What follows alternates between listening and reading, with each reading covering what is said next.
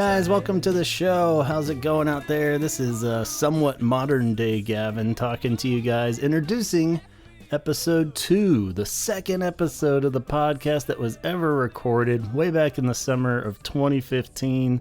Donald and I decided to record episodes 1 and 2 on the same night when we were hanging out. So it kind of warrants a bit of a disclaimer because it's so early in the podcast and it is a fairly weak episode, to be honest. But what can you do? I can't just leave episode 2 out. I can't re-record it, so it must be included.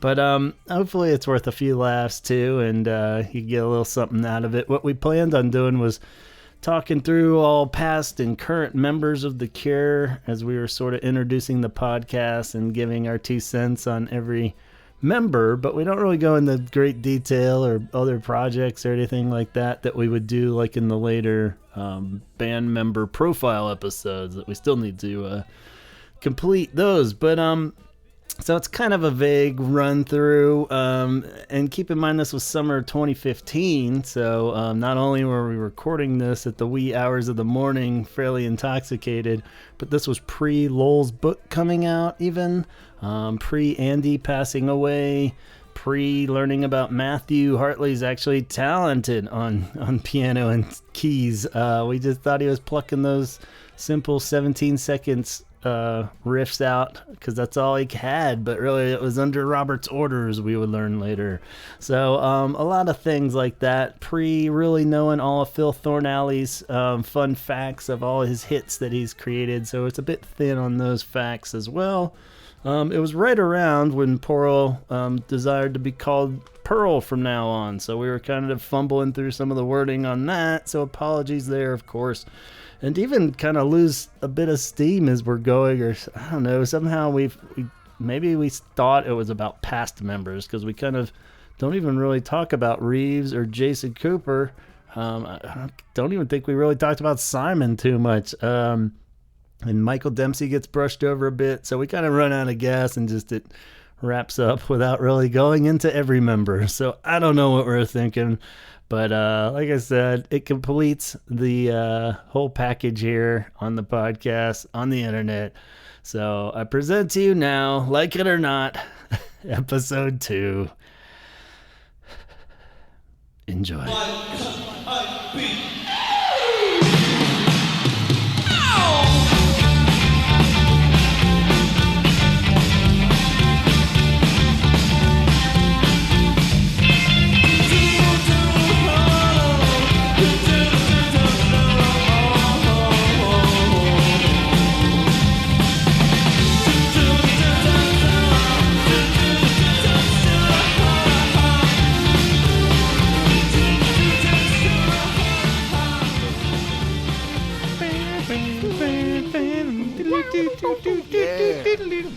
Whimsical.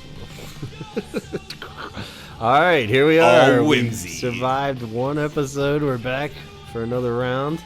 All whimsy all the time. Oh, the holy hour. Nothing but the saxophone song. Don't get me started on fucking saxophones, man. Nothing but the saxophone. They did have some of the best use. A couple times it was just like that kind of stuff. There's a couple songs where there's everybody like, was doing it then. You can't blame them for that. It was the 80s, man. Plural. Lowell would have played trumpet solos. Yeah. Because he played trumpet. Or did he? Somebody played trumpet. He played other and trumpet. They're like, we're not sure. We're not saying what other instruments he played. There were other instruments. And that's on Disintegration where it's like other and trumpet, I believe. I think it just says other. There's what? Look it up. All right, look it up. Because Kiss... Oh, of course it's the one on the bottom. It might be... Kiss Me and or... But there's one record where this it's like... This is the deluxe one too, so it might be a little harder to get to. But so it's going to be way more detailed of what Lowell actually played. Let's see... Maybe they deleted it. They took Lowell out altogether. Actually, Disintegration is just credits to everybody. Music by the whole shebang. Oh, wait, here they are. Lowell Tolhurst, other instruments. What? No trumpet. Maybe it was Kiss Me. That's kind of what I'm thinking.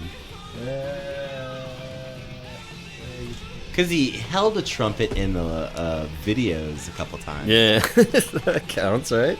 And he waved it around like a dickhead. He clearly had a hold on that instrument. He knew it.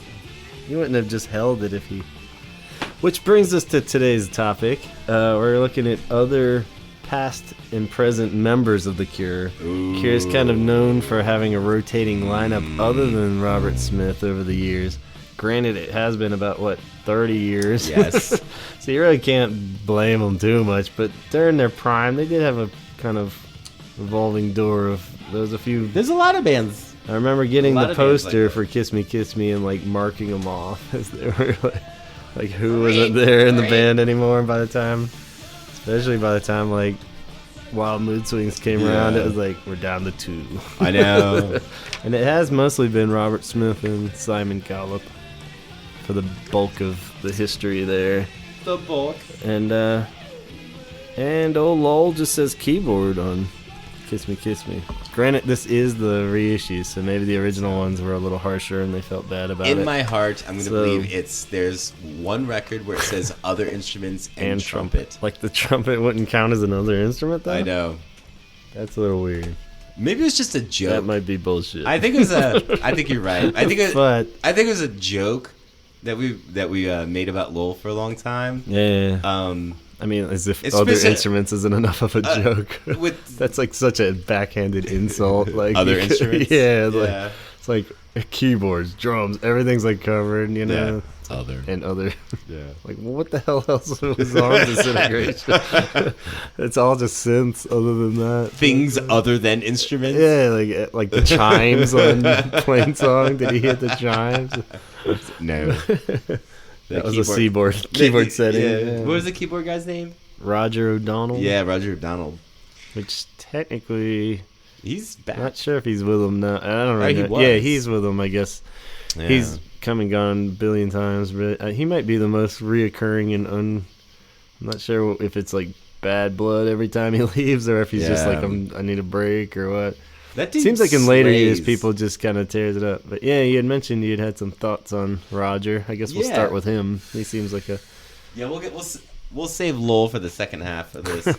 For the second hour. Yeah, for the second hour of the unholy. It's gonna take a while to get through them all. There's a lot of people. But anyway, the unholy 2 hours. Yeah.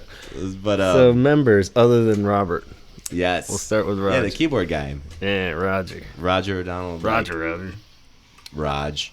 But his I was thinking about it the other day, but his impact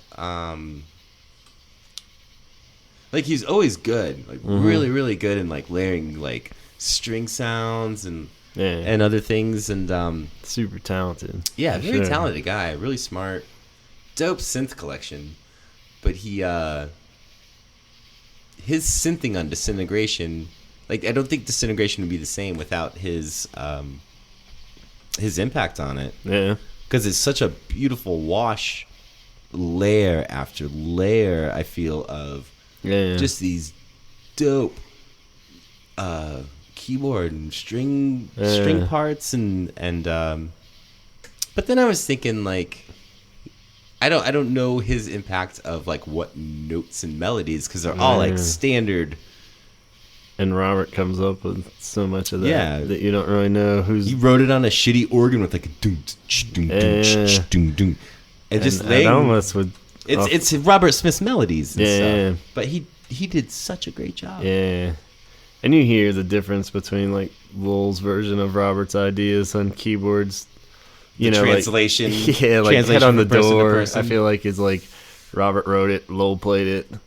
Like a live, if not even who knows what Lowell did on the album around those times, but like versus with like, you know, especially after Disintegration with anything with Roger, you could totally hear, you know, like especially like Wild Mood Swings and stuff, like where it gets into like Strange Attraction and stuff, where it's more like full on and stuff. Yeah, like that. his playing after he's almost too good for. Yeah, he's like, you know, and I think I remember even reading when Disintegration anniversary or something, he did like that whole like kind of diary thing he posted online of them making a Disintegration. I think he's even said yeah, that. I read through that, and he talked about all the keyboards that he used and stuff. And he said it was like hard to play a lot of the stuff because it's so simple in the sense that not like downsizing, but just saying it's like not his style so much. Yeah, because it's like, Robert would write it as kind of like just a guitar riff, but on a it's keyboard kind of melodies, or just some kind of little, and that's what makes Disintegration so awesome, I think, too, is because it's so many of these, like, any of those could be the main hook in a song, but like there's 10 of them going in like one song, and that's why it's just that kind of stars aligning awesomeness. But he's super talented dude. Because he had to resort to kind of what you're saying with him being so talented and like having to like rein it in. Mm-hmm. He translated that like with like some of the, I could be making this up, or I think I watched it or read it, possibly read it off of something. I think what you were mentioning, where he would have synths, all these keyboards linked together. Mm-hmm. So he'd play one melody, but there's like 4 synthesizers kind of all playing at the same time, and he had them all dialed in. Fuck was that? The Ghost. Yeah, but MIDI. yeah, kind of. So he took his skills and I think that's why the synth stuff, the keyboard parts are so big, and beautiful sounding, and to me almost like the heart of the record is like this giant synth sound. Yeah, it's just some of it sounds so huge, and he talented enough to pull it off live too. I think that was a huge jump in as far as their big live game at that point. He's the best keyboard guy they've ever had. Yeah, by far. I don't think anyone. Who's that big bloke dude when they were like Matthew Hartley? I think we nailed it down to. Kind of one of the few that like doesn't reappear too. He was like referring to the guy you made him out the band. The keyboardist he's back to working on the seconds. docks.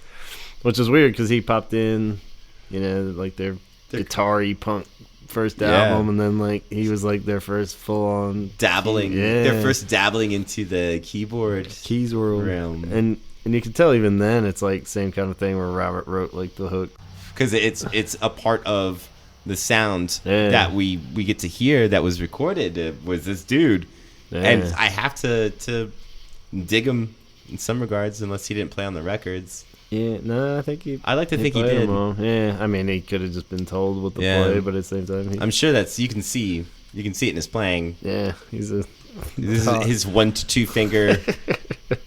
But and then he didn't make it to the next record. No, imagine that. I don't really remember the whole departure story with him. I think he was just. I knew it at one point. Yeah, I can't really remember. I'm a little rusty on that one, but we'll be back. He's just like, get. Yeah. But like he had jobs and stuff. He's like, I got a kid. But I watched this show, this live concert on YouTube, and it was like a festival in like Holland or something like that, and it was like a televised thing. And it was... Yeah, I think I know the one you're... Yeah. It's like this little crowd, this little tiny amphitheater kind of thing outside. Everyone's all bored. Yeah, everyone's very bored. It's like not even packed by any means. Yeah. It's like, what? Very small crowd.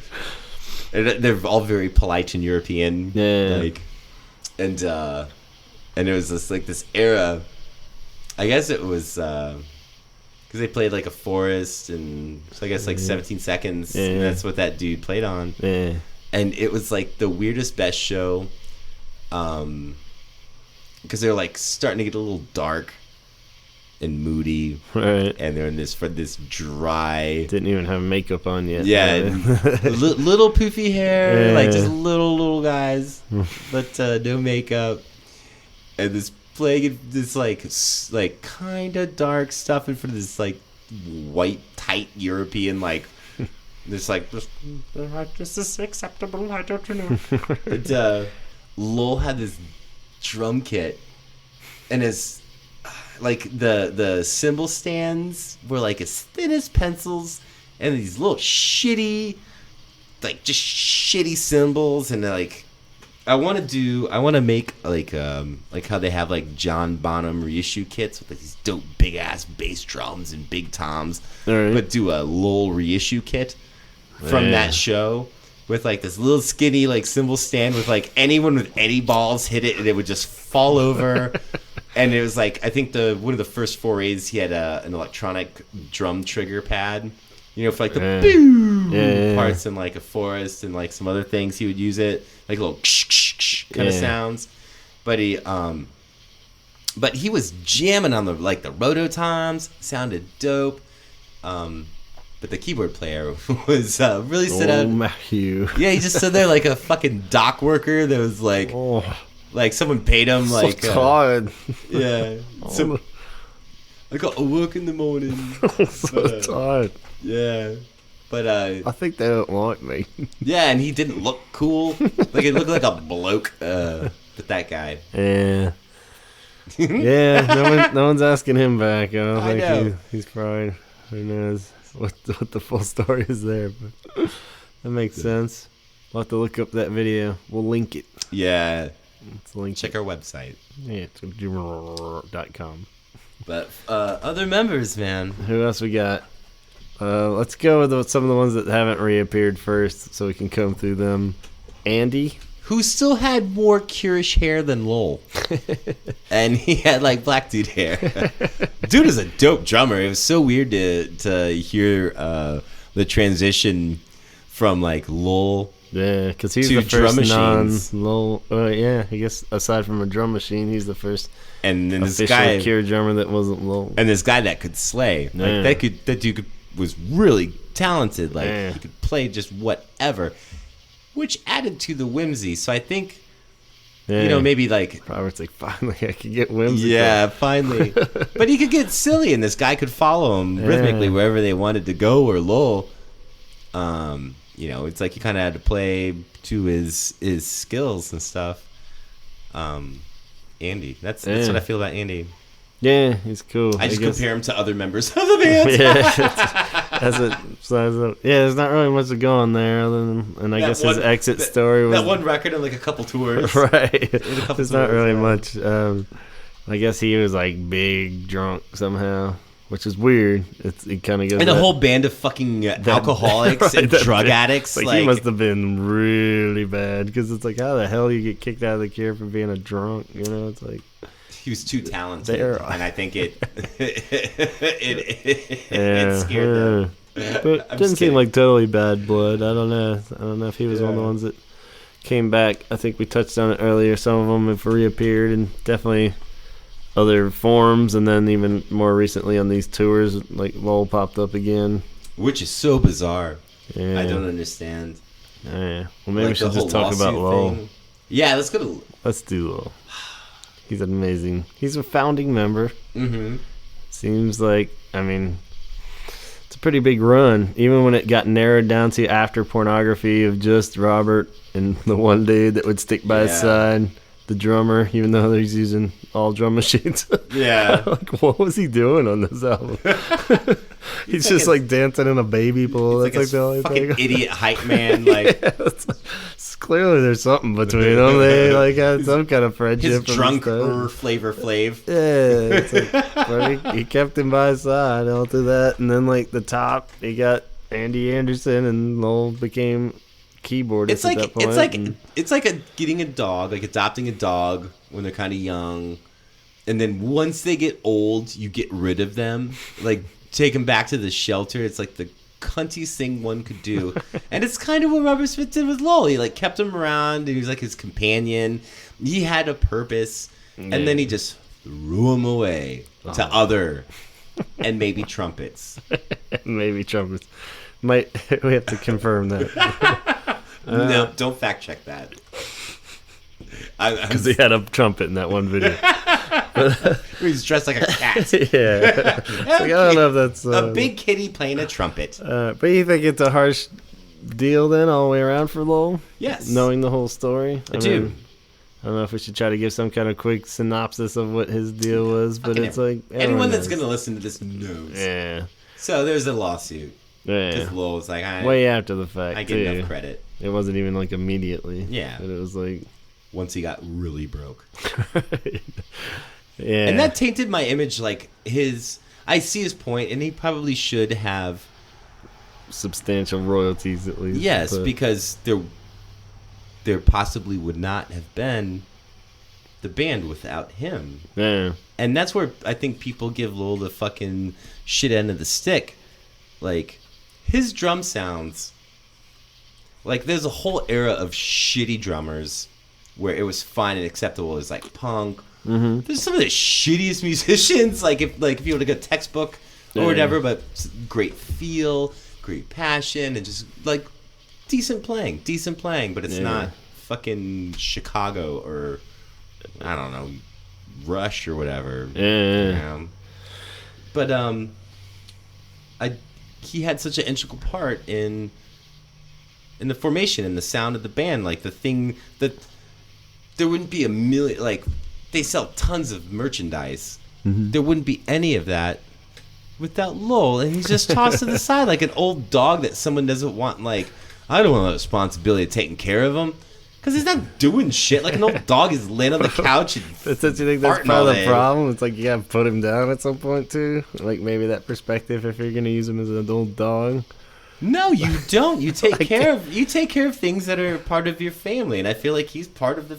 He's not like a complete fucking master in disintegration, and I mean, and maybe in the sense that's a better argument. It's like, I mean, he might be a dickhead. Yeah, I'm sure he was during like, that I don't aspect. know. But at the same time, I'm sure he's like really nice too. But at the same time, it's like, I don't know. Everything we've heard, pretty much, probably even from his perspective, that he was pointless on disintegration by just. End of he didn't Kiss do Me. shit. Yeah, he didn't do anything. That's why they said other instruments. He didn't do anything on Kiss Me. Yeah, he stood there with that trumpet. Yeah, he dressed like a cat and played a trumpet. Pretended to play violin in the Catch video, but no, I mean it's like fuck him to a certain degree. I mean, I don't even remember like the full details of, like the lawsuit. Like if he was trying to get royalties on like Faith or something, and then it's a more of a credible argument. But I think it was specific. I think it was just disintegration. I think he's like, oh, it's like everything everybody says, and even him later, I think admitted to it was just like, I don't know, I was just annihilated. They would like wait to record after he had passed out. Right. They said they were like bigger guilty and felt terrible about the fact that they just were so sick of him at that strung point him along. They would actually just like drink up wolves, almost to the point where they're just like, this person has a horrible addiction and it's like clearly out of line and a mess, but like, and I think maybe they did keep him around longer because he was the old dog. Yeah, I'm sure he was their friend at some point, and that's probably why he's reemerged in recent years as on decent note. If you ever come back from a lawsuit, that makes sense. He's got to be a real friend on some level, It's like because he didn't do shit on. What was the last record he like? You would say he did something on, like at best.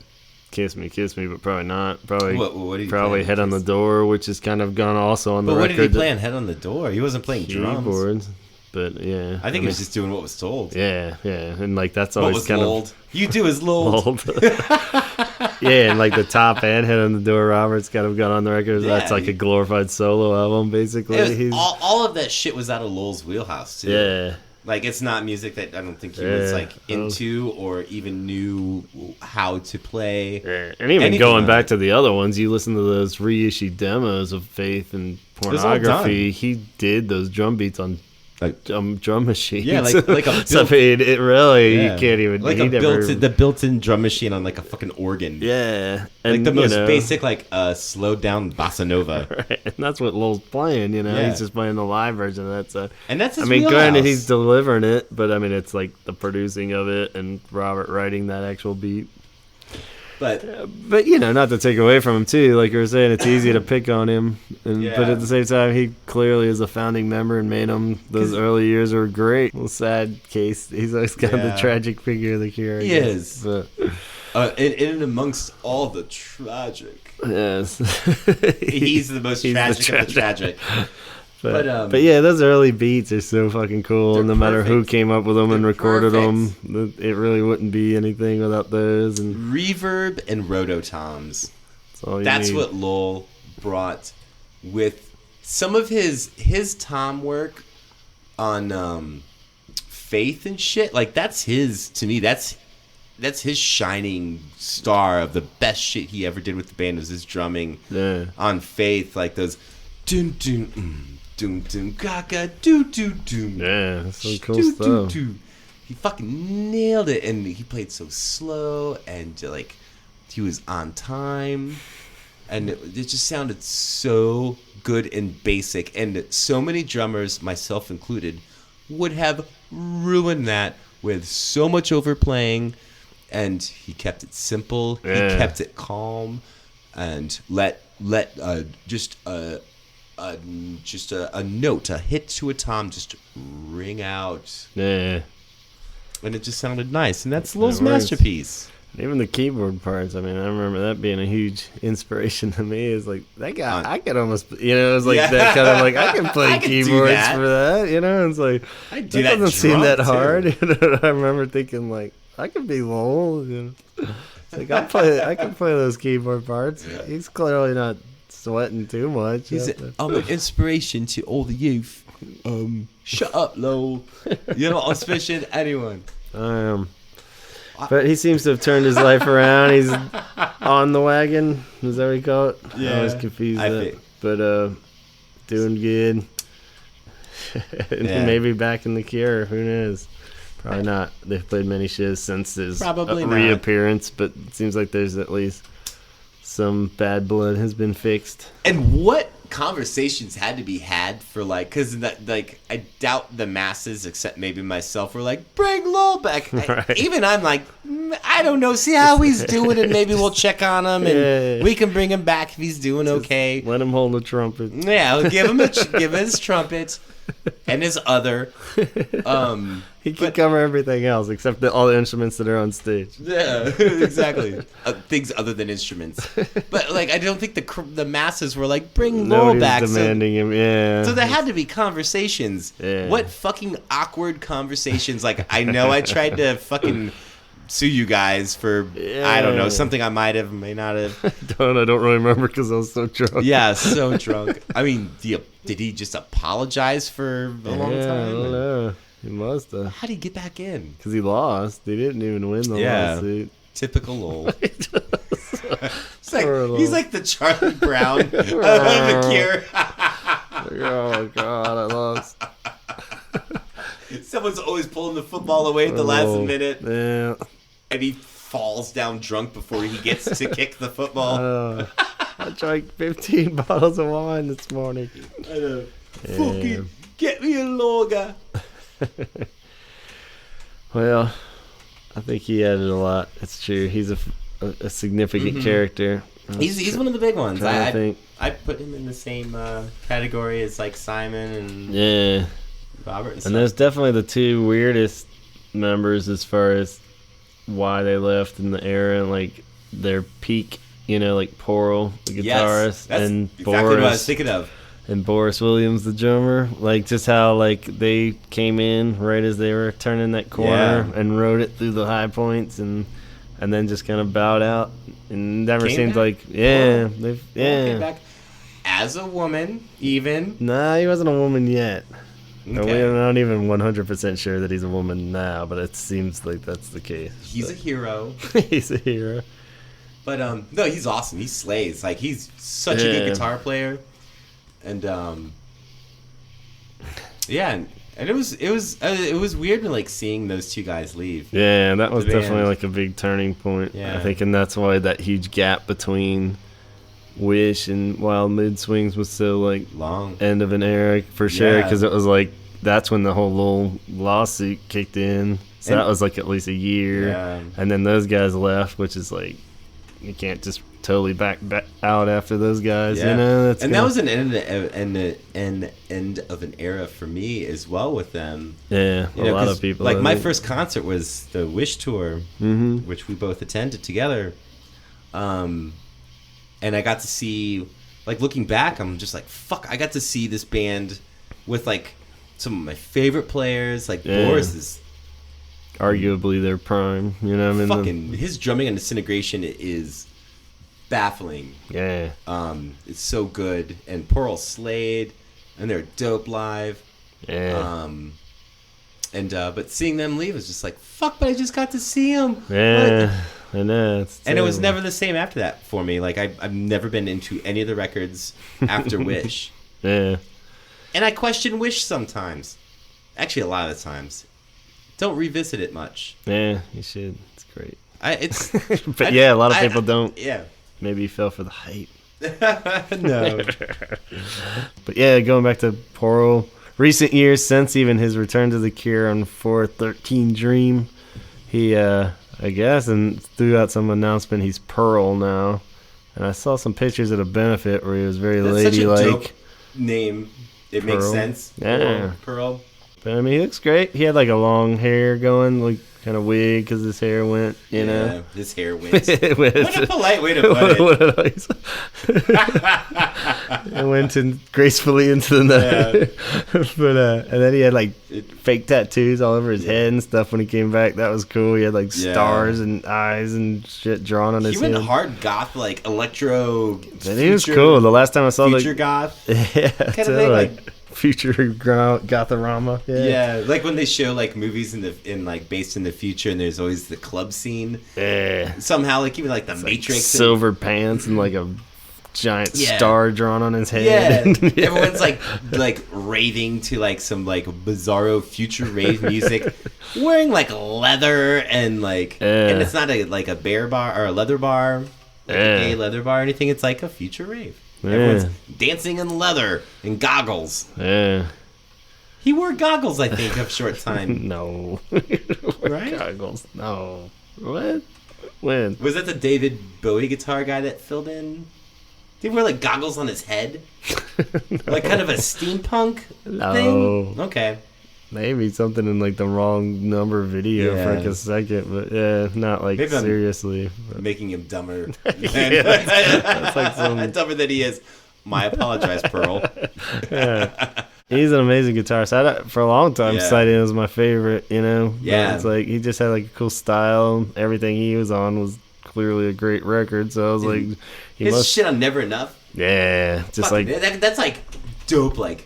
Yeah. That's how you fucking like just rip a riff. Yeah. And it's so different than the stuff they normally play, but it's an example of his guitar skills. Yeah. He played with Zeppelin. Yeah, dudes. Zeppelin and shit. Or the whatever's left of the Zeppelin. He did like the Plant and Page. Yeah. KC actually saw a show with those, and I think she saw him indirectly with so it's pretty cool. And they covered Lullaby. That was like a cool That's like fucking rad. Yeah. And yeah, I mean, he's just like amazing guitarist. And that was cool as shit. I'd seen that last time I've seen him was for 413 Dream Tour, and like he was actually back there again. So that was just so cool seeing him just tear it up. Like, like, and I think at that tour they didn't even have a keyboardist. He was playing all the guitar parts like on keys, and they would just arrange them. And they had that, and that's tough for the Cure, you know. That's like a lot of parts to cover. So he did a lot of the arranging. Yeah. Well, I mean, I don't know how they worked it out so much, but somehow, you know, most of the ones, if they played a keyboard song, he'd have to play it on guitar and stuff. So it's pretty cool. And I'm sure he's such a good player. I'm sure he came in with like dope ideas. Yeah. Like, and I don't know if it like ended badly again or what. You never really know at this phase. I imagine not. Look at all the art and stuff. Yeah, that's a cool side note and for sure. He did dope stuff. I love his. Even once before he was in the band, yeah, like definitely. And he was like, I guess, in the band before they even got signed. Even like he was like in whatever. So talented. Yeah, so that's pretty cool. And like he sells a lot of that stuff. It'd be cool. I mean, they'll all get us for like a ridiculous amount, but that would be dope to have like. And his art was so influential as well because it added to the mystique. Yeah, for sure. Like the visuals when I first kind of got to see him, and like posters and books and album covers and stuff. Like that added to everything. Yeah, all those like single covers even were all him, and all the I love all the art from Wish. Yeah, that was some cool stuff. Yeah, and I wanted to bring up. Because after he left, I was like, what the fuck? How are they going to... And then there's that roadie guy who looked... Perry. Yeah, he looked like a fucking, like, someone from, like, Small Faces or something. Like, someone like like Ronnie Wood or something. Like this fucking like just this little skinny fucking guy. Yeah.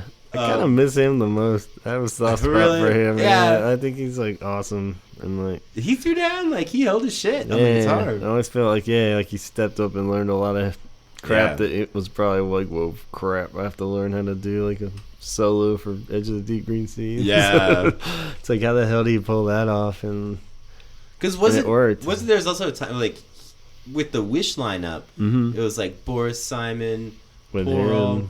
And that dude. Yeah, and he kind of did keys mainly, but other guitar stuff too. Like he filled in, like he did some guitar stuff. Because he came in like Never Enough, like a little before, like mixed up before Wish. Because there were songs on, sorry to interrupt, but there's songs on Wish where all three of them were playing guitar. Yeah, live for sure. I'm not sure what the hell happened on the actual album as far as, he might be credited loosely. Yeah. But like as far as recording, I doubt. Yeah, I think live Robert and stuff, just covered like guitar sound. Three guitars. Guitar players. Like all that was three like good 92 too, and like that's like guitars were the shit then, like on Nirvana era. Yeah, it was like that was like on the cusp of that. Yeah, and they delivered it. Yeah, and he played some cool stuff to like go along with it. But like, for the most part, he was like keyboards then. And I guess after Wish, Roger came back, and then he kind of just did guitar and didn't do any of the keyboard stuff. And like, not to completely go on a tangent off topic, but we were talking about earlier with like some of the the sparseness and the feel of the early records. Like 3 dudes, 4 dudes, not all of them can play. They were young. Very sparse sounds, like 17 seconds. It's like it's pretty fucking. It's sparse now, but at the time it's like, whoa, they're filling up sonically. It's edgy, and then how many years later you have Wish, and they're touring, and there's like 3 fucking guitar players doing it, and a fucking they had a keyboard dude too, right? When Wish, or was that dude going back and forth? There was like, Perry was doing like both, like guitar and keyboard. Okay, but and even like some of them, like Pearl would play keys, and like both of them would do it like for Trust or something with his like super synthy, but for the most part, 3 guitars, man. What a change. That was like pretty amazing. And he seemed like a cool dude. He hung in there through all like the newer stuff up until like fairly recently. Perry, I think like I'm trying to remember. He's probably in the band longer than Lowell was. Like just because like by those later years, there's like 5-year gaps and stuff in between everything. So it's been like this huge amount of time, but only like 3 albums or something. But how many years is that? I can't remember if he's on that self-titled one or not. But I think around there might have been when he was like, and it probably was because that crappy producer. He was just like, screw this, I'm out of here. And then slinging mud. If you want to get that corn sound, you gotta redefine yourself, Robert Smith.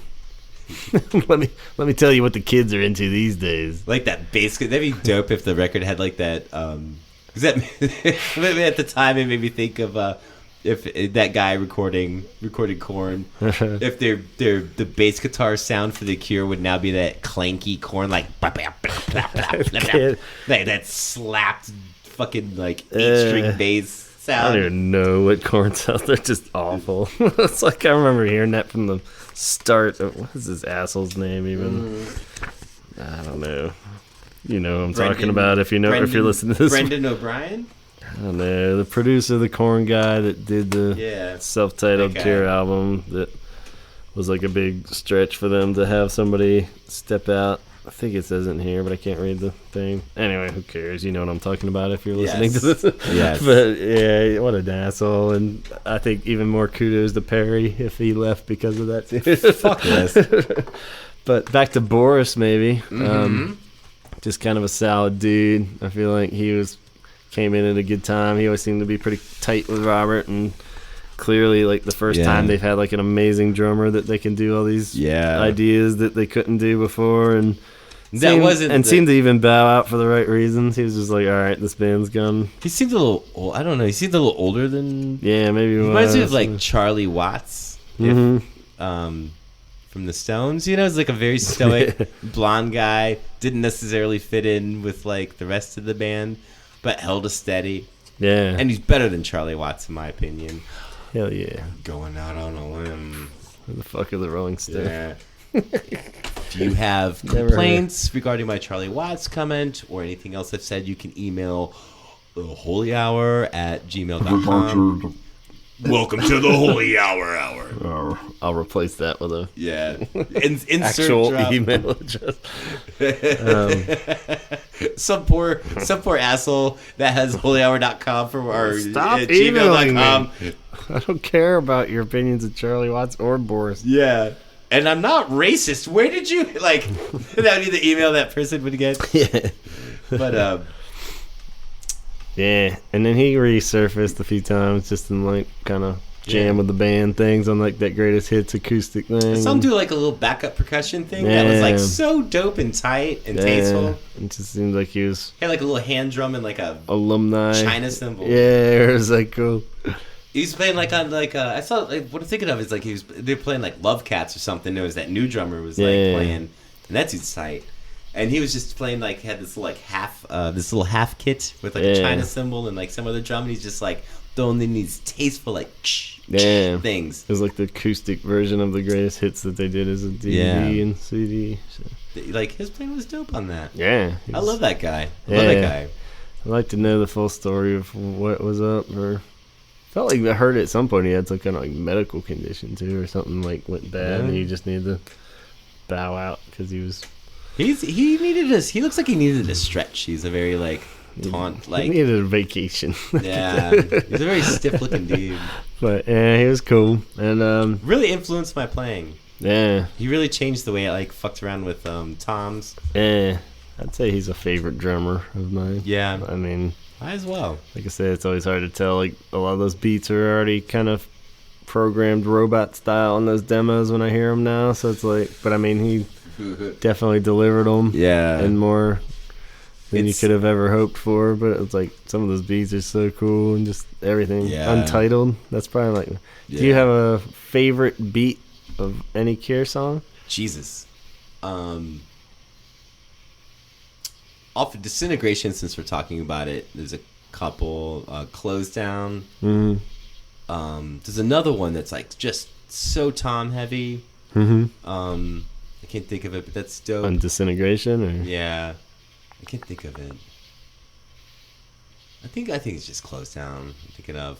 There's the other one that's like that. Doom, boom, ga, boom, do do do do that. I can't remember the name of the song. Untitled, maybe. Yeah, is that what you just said? Yeah, mine too. Just closes it out. Mine too. It breaks down at the end. It's so good, and it's like I play the drums and like, and I'm just like I play a lot, like just busy player, and just as a practice, to kind of slow myself down, I play that beat because it's just so methodical, and there's like three different fills kind of are like little changes in it, and they have their place and their moments, and it's so tasteful. I love that it's like such a good beat, drum loop beat where it is the same thing through the whole fucking song pretty much, but like it's widely spaced. It seems like it's like little pauses. Like the first time you get through, it hits like one. I can't remember the beat exactly, but then it hits like the. And like all of them are always so great that way, where they're just like this. Yeah. And you can count on it. Like once you figure the beat out, it's like it's just be like, got. Yeah, and it's just like, and it's not like if you're programming a drum loop where it's gonna happen on the end of each one. Yeah. But it's like every other one, and it'll do the or something. It's like, and he would nail those. Whether again, if that's like Robert that came up with that initially or not, but like, I don't know. To me, too, maybe my favorite beats, not being a total beat guy, but that and Close to Me, I think it's like such a fucking cool drum beat. Like, as far as like, you could probably just listen to the drum beat of that song and it would be really cool. I always wanted to hear like a version of Close to Me where it's just like the drum beat and all of like the backing Robert Smith vocal, like like his breath is like ba ba ba ba ba ba. Yeah. Really? Like that would sound so dope. That would be cool. Yeah, I really think it would be. If I could rap, I'd rap over it. But that's good. I like a lot of course, Lul's beats. Yeah. Just his stuff on Faith, which is similar to kind of like Boris is playing. Yeah. It's just like a lot of, instead of just like riding the beat with like on the hi-hat or like a ride cymbal, like Boris didn't have a ride cymbal on his drum kit, because he would take that and put that into tom work and just not do it, and add sparseness to the beats, and is very similar to Lul stuff. Fuck, I don't think Lul had a ride cymbal either. And which you don't play with normally, right? Have you gone to ride? Dude, I'm all ride. Yeah? I have like a 22-inch, like... Never used to be. Double crash, man. Yeah, I was always a double crash guy. You get the damn crash like a ride. But I finally found a loud ride cymbal. It's like 22 inches. It's like a dark custom crash. It's okay. Like, half my band is my ride cymbal, and everyone hates it in the band. Of course. Yeah, it's so loud. But that's why I like it, because it fucking annoys everyone. But just seeing Peter Hook recently playing Joy Division songs, and like not even, I mean, it's always known that the Cure and big Joy Division influence for sure and everything, but like beats and especially like the bass lines and like how like almost like they're almost criminally, because those were like before a lot of and like just seeing how along those lines of those Cure or Lul kind of beats of like there has to be another rhythmic aspect, and that was his bass playing. And just like how close that is, and you don't really see it in other bands, and like being like, oh wow, that's like so Cure sounding. That's so like Pornography and Faith, or like a lot of those Joy Division beats are really and that's the whole obvious argument of them stealing from each other throughout the years or whatever. But because it's like, it's interesting because it makes me think of like some basic bass playing from like their contemporaries and stuff. It's like some punk bands where just the bass player just like, he wouldn't like, or she or they wouldn't follow along to like the boom boom on the bass drum. They're just like gang, gang, gang, gang, gang, gang, gang, not playing too many notes. And the Cure kind of took that and Peter Hook, took that dun dun dun dun dun and started throwing like ding ding ding ding ding ding ding, like playing little like riffs. It's almost like a guitar riff than a bass line, but you use that as the bass line. It's fucking wicked cool. So they're taking like this very simplistic playing and like zhuzhing it up a bit, but not getting super crazy with it. They're not getting like prog rocky or anything. They're not definitely not like funky or anything like that. It's like, not funky, which is weird because some of the choral guitar playing is funky. I know. It's like, and that was weird to hear as well. Kind of some of that, like, is he swinging? Yeah, like some of this, like especially like Kiss Me stuff, like Hot Hot is like a funk song. Basically, where it's like. I wonder, did he bring that whimsy into that? I kind of maybe think he did. I think like a lot of that kind of jangly guitar might have been more him than like Robert. It's hard to say, but because it kind of came back with 413. I feel like that album that you never heard, but no, in a good way, but it was like kind of cool. I hate. You can funk name music, so many songs off of that, and I'm like, I don't fucking know. But Donald said he's never heard 413 Dream. Nope. But you did today. I played it. You heard it. Busted. I played it twice. And $10 said, I was like, that's dumb. You didn't even hear it. Didn't register. Blocked it out. But you heard it, so now you can't say you never heard it. Asshole. Busted. I want to throw my headphone down and leave. I feel lied to. Who are we missing? What other former members matter that much that worth talking about? There's a lot of them. Michael Dempsey, bass player. Cool. Oh, Phil Thornley deserves a note. We were talking about him earlier. He's more known as a producer. He took on the Top album, 84, and was the only kind of break from Simon, who's like the current and long-term bass player for the Cure. And that was a weird era with no Simon. Yeah. I did not like it. Yeah. That he was not there. Luckily, it was very short-lived. Fucking love that guy for some reason. Yeah, he's pretty much... I can't see him being the Cure without him and Robert, you know, and I think if that didn't ever happen, then he would just do a solo thing, I would think. I don't think he would do it without him at this point, but yeah. Who knows? I mean, who would have thought the band would have went on without Lowell? Yeah. And somehow they pulled together, made it work. But Phil Thornley, most notably known as the author of "Torn" by Natalie Imbruglia as well. Great song. And produced some other stuff. I can't think of it without pulling it up. He did have a few other like kind of well-known 80s albums where it's like, oh, he produced that, but it was always like producing, never really did anything else or reappeared in the Cure world much after that, I don't think so. But yeah, so that's not really neat. And there's like that live in Japan from that tour. There's like a live footage that's floating around where he's the one playing bass. That's always good, but it was... Was that like a vinyl they put out? The Curiosity one was the live album after like that. The old and one? He played on that. Is that like black and white one? Yeah. I got a copy of that, and it's like fucking cool. warped. And it's so... yeah. Yeah, the vinyl is like... sad. I think like because it's like Concert Curiosity. I don't remember what the Curiosity part... in concert or something on it? It's just called Concert, I think. Yeah. And then like the Curiosity part, I think maybe was like a single that went with it. It was some kind of like part, and I think that's what the vinyl was maybe or something. But where it's just like 4 songs or something from it. It's like a short version of it. It's kind of like a short live thing anyway. It's only like... He plays on that though. Yeah. It's cool. It's kind of like pre... Head on the Door. So it's kind of... Let's go. It's got like Shake Dog Shake and a few like others, but... Yeah, it's not bad. Yeah, it's just kind of cool, but it's like... Yeah. I think that's pretty much all of them. I like... Seems like there should be more. Michael Dempsey, the original bass player, but, you know, there's not much of a story there, I guess. And, he was good. All right. I liked his playing. I don't think he got kicked out or anything. I think he just... Yeah, it's just the era. They were young.